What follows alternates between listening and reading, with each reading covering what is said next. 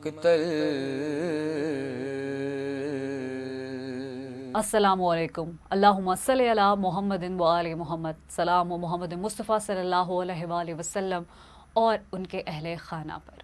اور جہاں تک بات آتی ہے اہل بیت علیہ السلام کی، جیسا کہ رسول اللہ صلی اللہ علیہ وآلہ وسلم نے اپنے آخری خطبے میں کہا کہ میں آپ کے درمیان دو چیزیں چھوڑے جا رہا ہوں، ایک اللہ کی کتاب اور ایک میرے اہل بیت۔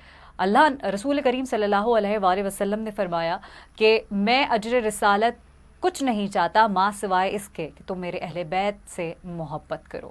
اور اہل بیت کون ہے؟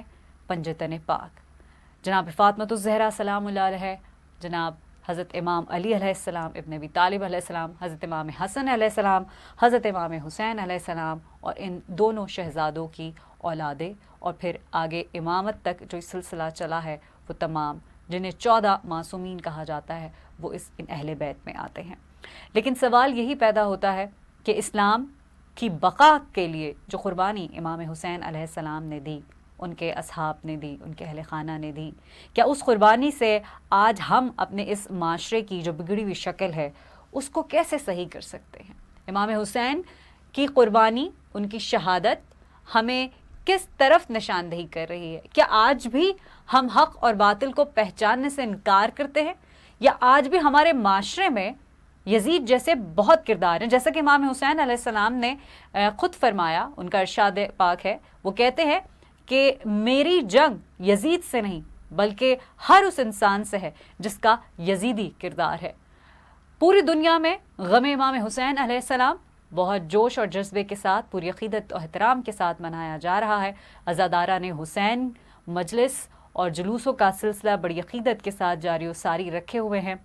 آج شب عاشوراء کا دن ہے، شام ڈھلنے کے بعد شب عاشور شروع ہو جائے گی، وہ رات جو کہ اہل بیت پر سب سے بھاری رات تھی، اور حضرت امام حسین علیہ السلام کو فجر کے بعد سے بہت ساری قربانیاں دینی تھیں۔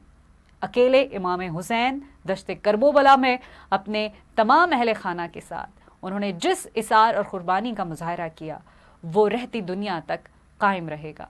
یہ قربانی کا سلسلہ حضرت اسماعیل علیہ السلام سے شروع ہو کر امام حسین کی قربانی میں تبدیل ہو گیا، کیونکہ دین کی بقا کے لیے محمد مصطفیٰ صلی اللہ علیہ وآلہ وسلم کا کلمہ تو لوگوں نے پڑھ لیا تھا، لیکن اس کلمے کی بقا کے لیے حسین علیہ السلام کو یہ قربانی دینی تھی، جس کی پیش گوئی حضرت جبرائیل علیہ السلام نے رسول خدا صلی اللہ علیہ وآلہ وسلم کو بہت پہلے ہی کر دی تھی۔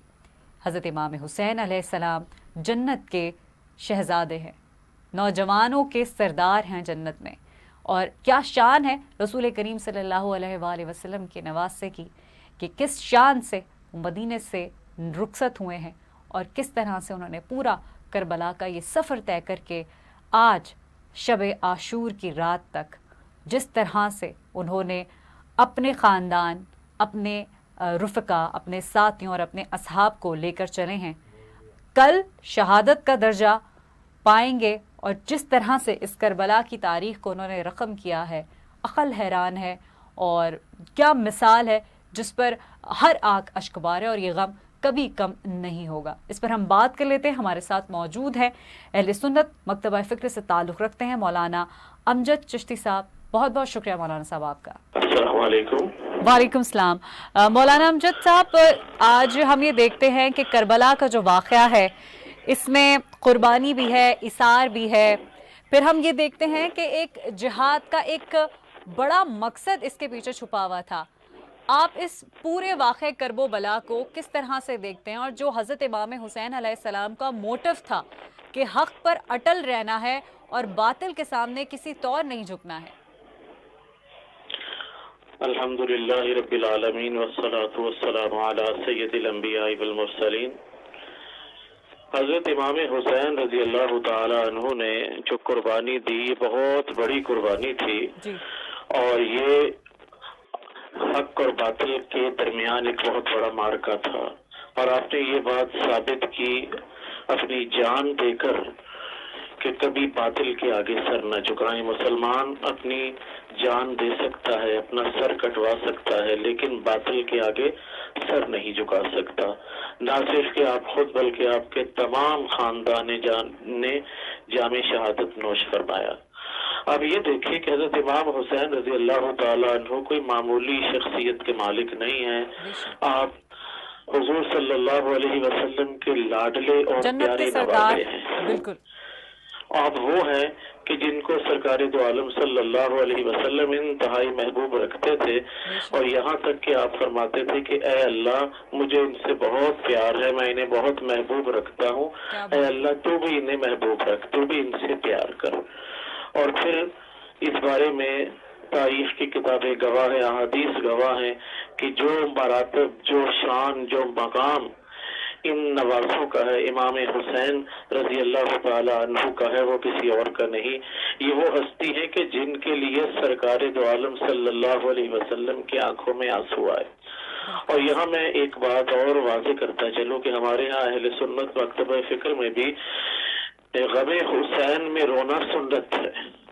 کیونکہ سرکار دو عالم صلی اللہ علیہ وسلم کو جب یہ پتہ چلا کہ میرے یہ نواسے شہید ہوں گے تو آپ نے ان کو گلے کے ساتھ لگایا اور زاروں زار رونے لگے.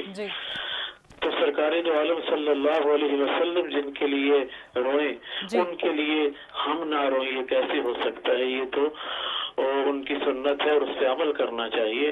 اور یہ اتنا بڑا غم ہے جو کہ ہر سال تازہ ہو جاتا ہے، ہر سال محرم کے اندر. آپ دیکھیں اللہ تعالیٰ چاہتا تو یہ معرکہ کسی اور مہینے میں بھی پیش آ سکتا تھا، لیکن یہ محرم وہ مہینہ تھا کہ جس میں آلریڈی بہت سے واقعات پیش آئے، بہت سے انبیاء کے ساتھ عاشورہ محرم الحرام منسوب ہے.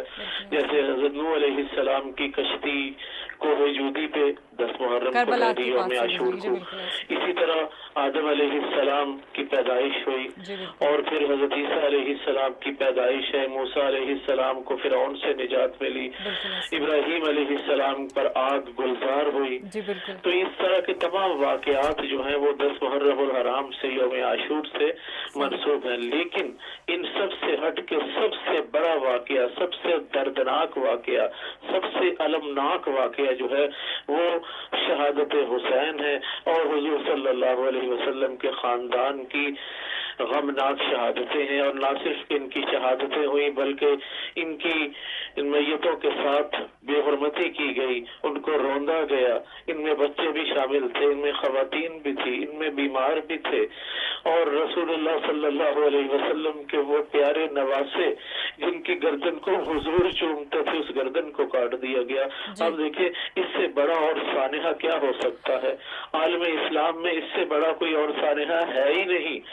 اور غم حسین منانا جو ہے وہ مصطفیٰ کی سنت ہے. اس لیے یہ مہینہ ہمارے نزدیک بھی بڑا غم والا مہینہ ہے، اور عاشور پر ہم غم حسین مناتے ہیں. حسین رضی اللہ تعالی عنہ نے اپنی جان دے کر یہ ثابت کیا کہ میں نانا کے دین پر آنچ نہیں آنے دوں گا، نانا کا دین مٹنے نہیں دوں گا، خود مٹ جاؤں گا، اپنی جان دے دوں گا، لیکن نانا کا دین نہیں مٹنے دوں گا. اور آپ یہ دیکھیں کہ آپ کی ثابت قدمی کے آخری وقت میں بھی آپ نے نماز ادا کی، اس لیے کہ آپ فرماتے تھے کہ میں نے نماز پڑھنے کا طریقہ، میں نے وضو کرنے کا سلیقہ یہ اپنے نانا سے سیکھا ہے.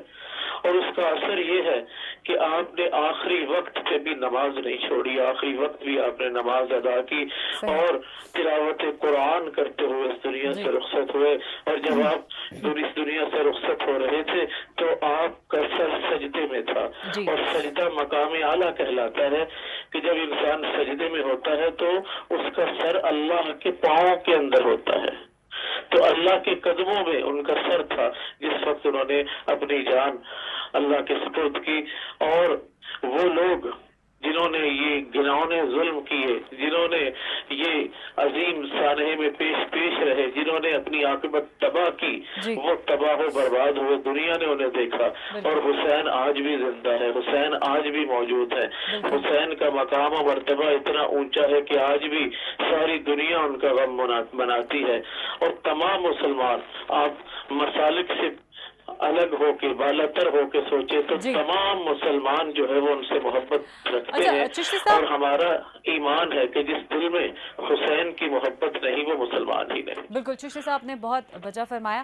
اچھا، انسان کو بیدار تو ہو لینے دو، ہر قوم پکارے گی ہمارے ہے حسین. لیکن وہیں پر ہم یہ دیکھتے ہیں جو کہ ہمارے کہتے ہیں یہ اب یہ ایک ڈرا بیک ہے ہمارا، یہ ایک المیہ ہے کہ امام حسین علیہ السلام کی تعریف کرنے والا ہم دیکھتے ہیں آپ کو ہر جگہ ملے گا، پھر وہ چاہے ہمارے دین سے ہو یا نہ ہو. لیکن یزید کی تعریف کرنے والے صرف اور صرف ہمیں اگر ملتے ہیں تو آج بھی یہی کہا جاتا ہے کہ مسلمانوں میں ہی ملیں گے. تو ایسا کیوں؟ لیکن میں تو اس شخص کو مسلمان ہی نہیں کہتا جو یزید کی تعریفیں کرنے والا ہے. جی. دیکھیں اس کا مطلب ہے کہ آپ اینٹی حسین ہیں. جب آپ امام حسین کے اینٹی ہو گئے تو پھر آپ مسلمان ہی نہیں، کیونکہ بات ہی ختم ہو گئی. جس شخص کو جی امام حسین سے محبت نہیں اس کے دل میں اسلام ہی نہیں ہے. صحیح، ٹھیک. اچھا چشتی صاحب، ہم یہ دیکھتے ہیں کہ کیونکہ آج روز عاشوراء شروع ہو جائے گا اور پھر امام حسین علیہ السلام اپنے تمام جو ان کے ساتھی ہیں، ان کے جو اہل خانہ ہے، آج ایک عجیب سا ایک واقعہ بھی ہونا ہے. امام حسین خیمے کے باہر چراغ کو گل کر دیں گے، بجھا دیں گے، اور وہ اپنے ساتھیوں کو کہیں گے کہ جو اس رات کی تاریخی میں میرا ساتھ چھوڑ کے جانا چاہے وہ جا سکتا ہے. تو یہ اس پورے واقعے پہ تھوڑی روشنی ڈالیے گا کہ یہ کیا تھا، یہ کیسا امتحان تھا، یا وہ کیسی آزمائش لینا چاہ رہے تھے اپنے ساتھیوں کی؟ اصل میں امام حسین رضی اللہ تعالیٰ عنہ بہت بڑی ہستی اور وہ سب سے پیار کرنے والے. وہ یہ چاہتے تھے کہ کوئی مجبور نہ ہو، یہ نہ ہو کہ مجھے دیکھتے ہوئے کہ نبی کا نواسہ یہاں ہے تو میری خاطر وہ یہاں لڑ رہے ہیں، بلکہ وہ لڑے تو حق کی خاطر لڑیں، دین کی خاطر لڑیں. اور پھر یہ جان بوجھ کے اس طرح کیا تاکہ کسی کی دل آزاری نہ ہو. یہاں سے یہ بات بھی سمجھ میں آتی ہے کہ اسلام کے اندر دل آزاری منع ہے، کسی کی دل آزاری نہیں ہونی چاہیے. کہ ایسے موقع پر کہ جب جان کے لالے بڑے ہوئے ہیں اور انتہائی مشکل وقت ہے، وہاں پر بھی نبی کے پیارے لاڈلے نواسے نے کسی کی دل آزاری نہیں کی، اور یہ سب کے سامنے کلیئر راستہ رکھا کہ کوئی دباؤ نہ ہو، ان پہ کوئی پریشر نہ ہو، اگر وہ اپنی مرضی سے جانا چاہیں تو چلے جائیں. لیکن وہ اتنی عظیم ہستی تھی، سب مسلمانوں نے یہ دیکھا. اور مسلمان، میں ابھی جیسے عرض کر رہا تھا کہ وہ مسلمان ہو ہی نہیں سکتا کہ جن کے دل میں حسین کی محبت نہ ہو. امام شافعی کے نزدیک حسین سے محبت رکھنا فرض ہے. تو ہم تو وہ ہیں کہ جو فرض سمجھتے ہیں حضرت امام حسین سے محبت رکھنے کو. تو وہ جو آپ کے رفقا تھے، آپ کے جانثار تھے، وہ آپ کے مقام و مرتبے کو جانتے تھے، وہ دین کے لیے نکلے تھے. اور وہ کیسے ہو سکتا ہے کہ وہ اتنے اونچے لوگ کہ وہ حسین کو چھوڑ دیں؟ حسین جیسی ہستی کا انہیں اندازہ تھا، پتہ تھا کہ آپ کا کیا مرتبہ ہے، اور انہوں نے اپنی جان گوائی دی، بلکہ وہ ہمیشہ کے لیے امر ہو گئے، وہ ہمیشہ کے لیے زندہ ہو گئے. اور ان کی وفاداری کی داستانیں آج بھی ہم سناتے ہیں. اور وہ لوگ جنہوں نے بے وفائی کی، کوفہ والوں نے بے وفائی کی، جن لوگوں نے آپ کے ساتھ ظلم و ستم ڈھائے، قیامت تک ان پر لعنت برستی رہے گی اور ہر کوئی انہیں برا جانتا رہے گا. اور دوسری بات یہ کہ یہ والی بات میں دوبارہ عرض کرنا چاہوں گا کہ کوئی بھی مسلمان جو ہے وہ یزید کی تعریفیں نہیں کر سکتا، وہ یزید کو اعلیٰ نہیں کہہ سکتا.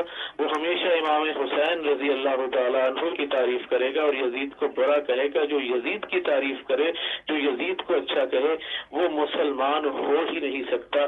اس لیے کہ اللہ کے رسول صلی اللہ علیہ وسلم پر اس قدر مظالم ڈھانے والا، ان کو بے دردی کے ساتھ ان کو مظلومانہ شہادت دینے والا، ان کی ساری فیملی پر ظلم کرنے والا جو ہے، اس کا اگر ہم ساتھ دیں گے تو اس کا مطلب ہے کہ ہم حسین سے بے وفائی کر رہے ہیں. اور جو حسین سے بے وفائی کر رہا ہے وہ مسلمان کہلانے کے قابل ہی نہیں. اچھا، وہ مسلمان ہو ہی نہیں سکتا. مولانا صاحب، آپ نے کہا کہ جو حسین کا وفادار نہیں، جس کے دل میں حسین کی محبت نہیں، وہ اسلام کے دائرے میں بھی نہیں آ سکتا. لیکن ہم اگر 61 ہجری کی بات کریں، جو کربلا کا واقعہ 61 ہجری میں پیش آئے، امام حسین اپنے پورے اہل خانہ کے ساتھ کربلا کے جسے کہتے ہیں ایک کرب کا عالم ان کے لیے، ان کے پورے خاندان کے لیے، یہ پورا ہم یہ دیکھتے ہیں کہ میدان کربلا جس طرح سے فوج سے سجا اور پھر جس طرح سے جنگ ہوئی، عجب مذاق ہے یہ اسلام کے ساتھ کہ ایک طرف اذان کی آواز آ رہی تھی اور فوج یہ بھی کہہ رہی تھی کہ نماز پڑھ لو تو پھر حسین کا سر کاٹتے ہیں. تو یہ کیسے مسلمان تھے جس میں سب قاری قرآن تھے؟ المیہ ہے کہ صرف قرآن پڑھ لینے سے یا صرف نماز پڑھ لینے سے دین نہیں آتا. صحیح. دین آتا ہے حضور صلی اللہ علیہ وسلم سے محبت رکھنے سے، ان کے پیاروں سے محبت رکھنے سے. میں یہاں ایک حدیث مبارکہ کوٹ کرنا چاہوں گا کہ آقا انعامدار صلی اللہ علیہ وسلم نے ارشاد فرمایا لا یؤمن احدکم حتی اکون احب الیہ من والدہ وولدہ والناس اجمعین. فرمایا تم میں سے کوئی شخص اس وقت تک مومن نہیں ہو سکتا جب تک کہ اسے میں محبوب نہ ہو جاؤں، اپنے باپ سے زیادہ، اپنے بیٹے سے زیادہ، اور تمام انسانوں سے زیادہ، تمام دنیا سے زیادہ میری محبت نہ آ جائے، تب تک وہ مومن ہی نہیں ہو سکتا. تو مومن ہونے کے لیے صرف نماز پڑھنا یا اذان کی آواز سننا یا نماز پڑھنے کے لیے کہہ دینا ضروری نہیں ہے. مومن ہونے کے لیے حضور کی محبت ہونا ضروری ہے. اور حضور نے یہ فرمایا کہ جس نے میرے اہل بیت سے محبت کی اس نے مجھ سے محبت کی. تو اہل بیت کی محبت ایمان کا حصہ ہے، ایمان ہے. یعنی کہ یہ ثابت ہوا کہ حجت پر ایمان لانا اور حجت کے ساتھ محبت کرنا بھی لازمی ہے. بے شک اس کے بغیر اللہ کسی عمل کو قبول نہیں کرے گا. ایسا ہی ہے؟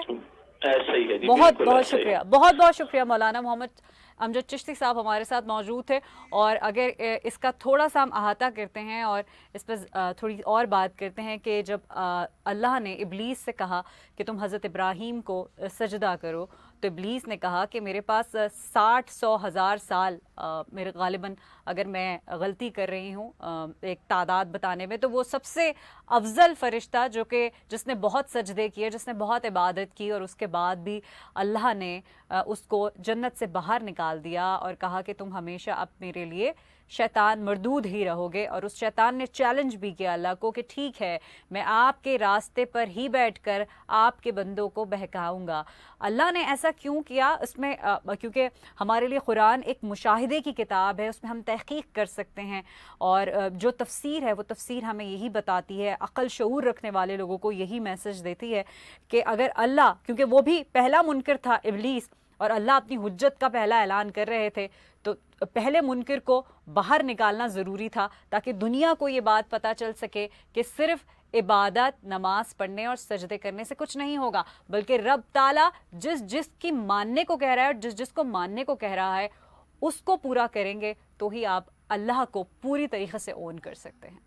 بہت بہت شکریہ. مولانا محمد امجد چشتی صاحب ہمارے ساتھ موجود تھے، کیونکہ آج عاشورے کا دن ہے اور رات میں سلسلہ شروع ہو جائے گا حضرت امام حسین علیہ السلام اور ان کے ساتھیوں کی ایک خصوصی عبادت کا، جو کہ انہوں نے فجر تک کی. اور پھر ہم نے دیکھا کہ فجر کے وقت اذان علی اکبر کا بھی ایک ایسا وقت آتا ہے جب اذان علی اکبر پڑھی گئی کربلا کے میدان میں، کیونکہ حضرت علی اکبر کے لیے یہ بات روایت میں لکھی گئی ہے کہ وہ شبیہ رسول صلی اللہ علیہ وآلہ وسلم تھے. پیغمبر رسول اکرم صلی اللہ علیہ وسلم سے ان کی شکل بہت مشابہت رکھتی تھی، تو ان کو اذان کے لیے بلایا گیا کہ شاید یہ فوج اشقیاء جو کہ حسین کے قتل کے ارادے سے کربلا کے میدان میں آئی ہے، شاید وہ علی اکبر کا چہرہ دیکھ کر اپنا ارادہ بدل سکے. لیکن وہ ظالم، وہ کافر اپنے ارادوں پہ ڈٹے رہے، اور پھر فجر کے بعد سے شروع ہوتی ہیں امام حسین کی قربانیوں کا ایک عظیم سلسلہ جو عصر تک جاری رہتا ہے، اور عصر کے وقت سب سے آخری شہادت امام حسین علیہ السلام کی ہوئی. اس وقت میرے ساتھ موجود ہیں ایران سے تعلق رکھتے ہیں مولانا ارباب شاہ موسی صاحب. بہت بہت شکریہ مولانا صاحب آپ کے وقت کا. مولانا صاحب ابھی ہماری بات ہو رہی تھی مولانا محمد احمد چشتی صاحب سے، ان کا تعلق اہل بیت مکتب فکر سے. ان کا یہی کہنا تھا کہ اللہ نے یہ نہیں کہا کہ میری عبادت کرو گے تو ہی میں تمہیں جنت میں آنے کی اجازت دوں گا، اور بہت ساری چیزیں ہیں جن کو ماننا بہت ضروری ہے، اس کی حجت پر یقین رکھنا بہت ضروری ہے. جیسا کہ ہم سب جانتے ہیں عاشورے کا دن ہے، اور آج کربلا والوں پر ایک قیامت کی گھڑی آنے والی ہے. امام حسین علیہ السلام اور ان کے رفقا اور اہل خانہ کا جو یہ امتحان صبر ہے، اس حوالے سے آپ کیا کہیں گے؟ اس پہ تھوڑی سی روشنی ڈالیے گا. بسم اللہ الرحمن الرحیم. جی سب سے پہلے تو میں آپ کے چینل کا شکریہ ادا کرتا ہوں کہ آپ غم حسین میں ایک اپنا سہم ڈال رہے ہیں، اپنا حصہ ملا رہے ہیں، اور غم حسین کو آشکار کرنے میں آپ کا چینل جو ہے وہ پیش چل رہا ہے. یہ غم حسین جو ہے یہ در واقع ایک ایسی حرارت ہے مثلا اس کے لیے ہمیں حدیث ملتی ہے کہ یہ ایسی حرارت قلوب مومن ہے کہ یہ کبھی آگ ٹھنڈی ہونے والی ہی نہیں ہے، تا قیامت تک یہ مومنین کی دلوں میں جو ہے یہ غم رہے گا، زندہ رہے گا۔ آپ دیکھیں ایک اگر کوئی کسی کا والد، والدہ، بہن، بھائی دنیا سے چلے جائیں تو وہ غم 1 سال رہتا ہے، زیادہ سے زیادہ 2 سال رہتا ہے، مگر یہ ہے کہ اللہ کا وہ لطف رہتا ہے کہ سب سے وہ مصیبت کی گھڑی ٹل جاتی ہے تو وہ غم بھول جاتا ہے بعد میں۔ مگر مولا حسین علیہ السلام کا یہ جو غم ہے یہ تا ابد ہے، تا قیامت ہے، ہر سال جو ہے وہ تازہ ہو جاتا ہے، ٹھیک ہے۔ اور یہ بھی ایک وعدہ پروردگار ہے کہ اللہ قرآن میں فرماتا ہے کہ آپ میرا ذکر کریں میں آپ کا ذکر کروں گا۔ جب مولا حسین کا سر نوکے نیزہ پر بھی تلاوت خداوندی کر رہا ہے تو ہمیں یہ درس مل رہا ہے کہ اب اللہ کا بھی یہ کام ہے کہ وہ بھی حسین مولا کا ذکر کروائیں، کیونکہ اللہ کا ذکر کر رہے ہیں تو اللہ بھی ان کا ذکر کرے گا۔ جب اللہ کا ذکر نوکے نیزہ پر بھی مولا حسین نہیں چھوڑ رہے تو اب اللہ کا بھی کام ہے کہ مولا حسین کا ذکر کرائیں۔ تو یہ آپ اور ہم یہ وسیلہ بن رہے ہیں مولا حسین کا ذکر ہونے کے لیے، اور خداوند متعال کا یہ لاکھ اپنا لطف ہے کہ اللہ نے ہمیں چنا ہے، آپ کو ہمیں چنا کہ ہم جو ہے یہ کام انجام دے رہے ہیں۔ دوسرا کہ جنت میں بحث میں جانے کے لیے اللہ، جس طرح آپ نے کہا کہ اللہ نہیں چاہتا کہ اس کی عبادت کی جائے، دوسرے کام بھی بہت ہیں، دراصل ایسا نہیں ہے۔ اللہ کہتا ہے کہ میں نے جنوں اور انسانوں کو خلق کیا ہے اپنی عبادت کے لیے۔ اب اپنی عبادت ہم سمجھتے ہیں کہ شاید عبادت یہی ہے کہ نماز پڑھ لی جائے، روزہ رکھ لیا جائے اور حج کر لیا جائے، سمجھے یہ عبادت کی ہے، نہیں۔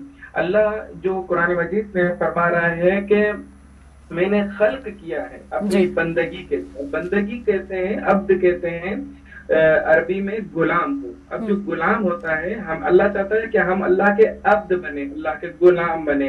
اب وہ غلام کبھی سوال نہیں پوچھتا آقا سے کہ میں یہ کام کیوں کروں، جیسے اس کا آقا اس سے راضی ہوتا ہے یہ وہی کام انجام دیتا ہے۔ اب اللہ اگر چاہتا ہے کہ ہم صبح کو اٹھ کر نماز پڑھیں اور اگر ہم پڑھتے ہیں تو سمجھے ہم بندگی کر رہے ہیں، یہ عبادت۔ اللہ اگر چاہتا ہے کہ ہم سچ بولیں اور ہم سچ بولتے ہیں تو یہ بندگی کر رہے ہیں۔ اللہ اگر چاہتا ہے کہ ہم کسی کی مدد کریں اور ہم مدد کرتے ہیں تو سمجھیں ہم یہ اللہ کی عبادت کر رہے ہیں۔ عبادت کا رنگ یہ نہیں ہے کہ بہت بڑی داڑھی ہو، سر پہ ٹوپی ہو، یہ پہچان نہیں ہے، ہاں کوئی ایسا نہیں، وہ آپ ایک مخصوص اس جب کیفیت میں آئیں گے تو یہی عبادت کہلائے گی، ایسا نہیں ہے۔ عبادت ہر وقت انسان جو سانس بھی لے رہا ہے اگر بندگی خدا میں لے رہا ہے تو یہ عبادت میں شمار ہوتا ہے۔ تو یہ اللہ چاہتا ہے کہ حسین مولا کا ذکر تا ابد اور تا قیامت زندہ رہے، تو ہم اگر جب یہ کام کر رہے ہوں گے تو یہ ایک عبادت میں شمار ہوتا ہے۔ اور مولا سجاد کی سیرت بھی ہمیں ملتی ہے کہ انہوں نے کربلا کے بعد جتنی عبادت کی ہے اتنا ہی غم حسین منایا ہے، اور پوری کائنات کو یہ درس دے دیا ہے کہ نہ یہی عزاداری مولا حسین سے جدا ہے، نہ حسین مولا عزاداری سے جدا ہے۔ اور مولا حسین جب روز عصر عاشور جب جا رہے ہیں ان کی طرف تو اپنی بہن کو، بہن زینب کو یہ وصیت کر کے جا رہے ہیں کہ بہن زینب مجھے نماز شب کی دعاؤں میں فراموش نہ کرنا۔ حسین مولا جو جنت کے جوانوں کا سردار ہو، جنت ترس رہی ہو کہ میرے آقا کب ہمارے پاس آئیں گے، وہ حسین آقا اپنی بہن سے وصیت جو ہے وہ نماز شب کی کر کے جا رہے ہیں۔ اور بہن زینب بھی اونٹوں کے بالانوں میں، ریگستانوں میں، بیابانوں میں اس تکلیف اور کرب کے ساتھ ہیں، پھر بھی نماز شب تک قضا نہیں کرتی۔ تو ہمیں یہ درس ملتا ہے کربلا سے کہ اگر ہم چاہتے ہیں کہ اللہ کے صحیح معنوں میں جس طرح خدا چاہتا ہے کہ ہم اس کی بندگی کریں تو ہمیں بھی چاہیے کہ ہم خدا کے وہ بتائے گئے فرائض جن کے لیے مولا حسین نے اپنا سر تن سے جدا کرایا، جس کے لیے قیام کیا، جس کے لیے اپنے ننھے ننھے سے بچے 6 ماہ کے علی اصغر کو قربان کر دیا، اپنی بہنوں کی چادریں دے دی، اپنے بھائی جیسے شخصیت کی قربانی دی، اور اب یہ کہا کہ میری کمر ٹوٹ گئی، اپنے جوان علی اکبر کو قربان کر کے یہ کہا کہ علی اکبر مجھے کچھ نظر نہیں آ رہا. ایسی ایسی قربانیاں دی اس دین کو بچانے کے لیے, دین محمدی کو بچانے کے لیے. دیکھیں جیسے ایک ہوتی ہے بقا اور ایک ہوتا ہے وجود. مولا حسین کا وجود جو ہے رسول پاک کی وجہ سے ہے, اور رسول پاک کے اس دین کی بقا مولا حسین. واہ واہ زبردست. اچھا بس ایک نظارہ عجیب بدلا, سحر کے بالکل قریب بدلا. جو حر نے اپنا طبیب بدلا تو حر کا اپنا نصیب بدلا. ہم دیکھتے ہیں کہ یہ جناب حر علیہ السلام جو کہ حر علیہ السلام ہو گئے عاشور کی رات کو, آج ابھی دن ہے, رات ابھی شام ڈھلے گی, رات ہو جائے گی, اور پھر اس کے بعد ہم دیکھتے ہیں کہ امام حسین تمام اپنے ساتھیوں کو خیمے میں بلاتے ہیں, چراغ گل کرتے ہیں اور کہتے ہیں کہ جس کو اس اندھیرے میں جانا ہے میرا ساتھ چھوڑ کے وہ جا سکتا ہے, اس پہ کوئی دباؤ نہیں ہے اور اس پہ کوئی پریشر نہیں ہے. لیکن ہم وہیں دیکھتے ہیں کہ آج کی رات ایک شخص کی قسمت بدل گئی جو کہ فوج یزید کا سپہ سالار تھا, اور پھر وہ آ کر امام حسین علیہ السلام کے پاس آیا اور اس نے ایک رات میں اپنا نصیب جو ہے وہ بدل دیا, جنت خرید لی. تھوڑی سی اس پر روشنی ڈالیے گا کہ حضرت حر کا یہ جو کردار تھا وہ کس طرح سے آپ دیکھتے ہیں؟ جی بہت اچھا سوال کیا ہے. دیکھیں اس طرح یہ جو نصیب بدلا حر کا, دراصل وہ ہماری جو حیات ہے, ہماری زندگی ہے, رسول صلی اللہ علیہ وآلہ وسلم سے جب لوگوں نے یہ سوال کیا کہ اے نبی اللہ آپ نے اس طرح کام کیا, رسالت پہنچائی, دین پہنچایا, آپ کو اجر رسالت کی کیا چاہیے؟ کیونکہ جتنے بھی نبی گزرے ہیں وہ ان نبیوں سے جب یہ سوال پوچھا گیا تھا تو ہر نبی نے کہا کہ ہمارے آنے والا نبی آپ سے اس کام کی اجرت لے گا. یہ سلسلہ چلتا چلتا پاک نبی تک پہنچا تو لوگوں نے یہی سوال کیا کہ آپ کو اجر رسالت میں کیا چاہیے. تو اللہ چونکہ پاک پیغمبر تو خود کچھ نہیں بولتے, چونکہ قرآن مجید میں آئے ہے کہ وما ينطق عن الهوى ان هو الا وحی یوحى, میرا حبیب نہیں بولتا اس وقت تک جب تک وحی نہ ہو. تو وہ زبان لب وحی پروردگار بولتے ہیں, رسول کا خاموش رہے. جبرائیل امین قرآن مجید کی آیت لے کر نازل ہوئے اور کہتے ہیں کہ اے میرے حبیب نے کہہ دو قل لا اسالکم علیہ اجرا الا المودۃ فی القربى, میرے حبیب نے کہہ دو کہ مجھے کچھ نہیں چاہیے, اگر چاہیے تو میرے اقربا کے ساتھ محبت کریں. کیا بات ہے. اب محبت کا یہ تقاضا تھا کہ وہ محبت کبھی کسی بھی اپنے چاہنے والے کو جہنم نہیں لے کے جا سکتی. کیا بات ہے. وہ محبت کام آتی ہے, اور یہی حر کی قسمت اور تقدیر بدلنے کا یہ مرحلہ تھا, یہ ٹرننگ پوائنٹ تھا کہ جب حر نے مولا حسین کے گھوڑے کی لگام کو پکڑا اور کہا کہ میں آپ کو کہیں نہیں جانے دوں گا, مجھے حکم ہے فوج یزید کی طرف سے کہ میں آپ کو کربلا کی طرف لے جاؤں یا میں آپ کا راستہ روکوں. تو مولا حسین چونکہ وقت کے امام ہیں, دلوں کے راز بڑے جانتے ہیں, تو مولا حسین جانتے تھے کہ اس کی دل ہمارے ساتھ دھڑکتی ہیں, ہمارا احترام اس کی دل میں موجود ہے. تو مولا ایسے کہتے ہیں کہ اے حر تیری ماں تجھ پر روئے. عرب کا یہ دستور تھا کہ جب بھی کوئی کسی کو جس انداز میں بھی بد دعا دیتا تھا وہ پلٹ کے وہی جواب دیتا تھا. حالانکہ یہاں پر کوئی والدہ کی بات نہیں آنی چاہیے تھی, جنگ ہے, کربلا ہے, ریگستان ہے, تو یہاں پر مگر مولا جانتے تھے کہ یہ ہماری والدہ کا کتنا تقریم کرتا ہے, کتنا احترام کرتا ہے. تو حر پلٹ کے یہ کہتا ہے کہ میں آپ کی والدہ پر درود کے سوا کچھ بھیج نہیں سکتا.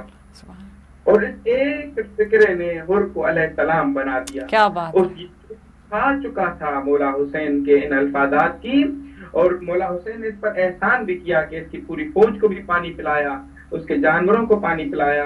جب 10 محرم کا دن آتا ہے اور حر دیکھ رہا ہوتا ہے کہ مولا حسین کے بچوں پر پانی بند ہے, اور یہ ساری وجہ میں ہوں, اگر میں حسین کو یہاں نہ لاتا تو شاید آج حسین مولا کے بچے پیاسے نہ ہوتے.